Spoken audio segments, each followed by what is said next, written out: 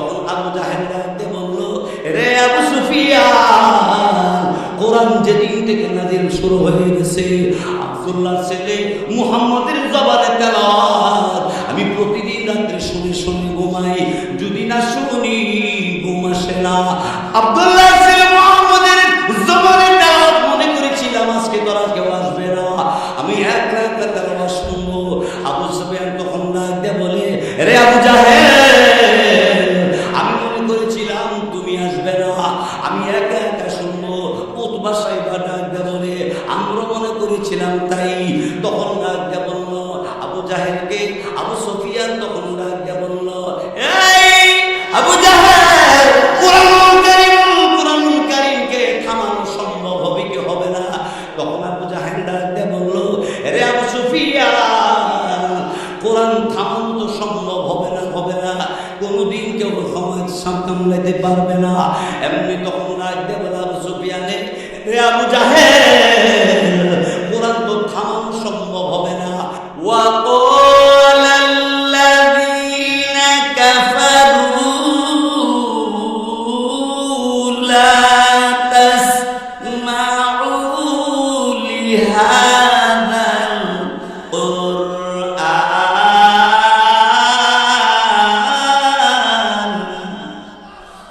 وَالْغَوْا فِيهِ لَعَلَّكُمْ تغلبون।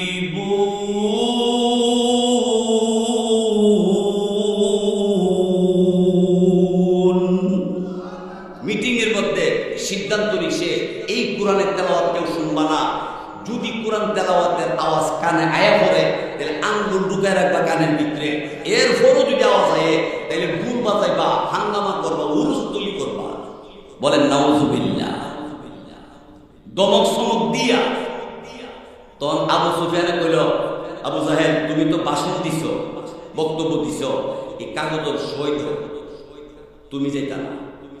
আবু জাহেল সই দিছে, সবাই সই সাপ্পর লইয়া সবাই যার বাড়িতে গেছে না। সন্ধ্যার আগে আগে ওই পাবলিক ঘরের ভিতরে গেছে না, কারণ সন্ধ্যার পরে যদি বাইরে পা তাহলে মাইক এই ডোরে সব পাবলিক যার যার ঘর গেছে গা। কিতাবের মধ্যে লেখে আবু জাহেলে বউরে ডাক দিয়ে কয়, আমার ওয়াই, ইংরেজিতে কয় আর কি, ওয়াই, ও আমার বউ, কি আমারে যদি কেউ তালাশ করে কয় আমার শৈল বালা না, আমি ঘুমাই গেছি গা, আমার শৈল বালা না, আমি ঘুমাই গেছি গা। বাটফার তো যারা বাটফা এরা বাসার থাকবেও তো নাই, ঠিক না?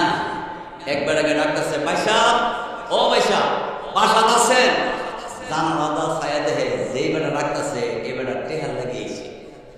এবং ছেলের ডাক দিয়ে ক, তুই নিচে গিয়া ক আব্বা বাসাত নাই।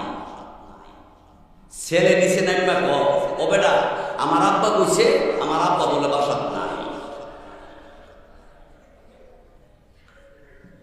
থাইকাও না করে বাপ্পা, আবু জাহেল বাপ্পা।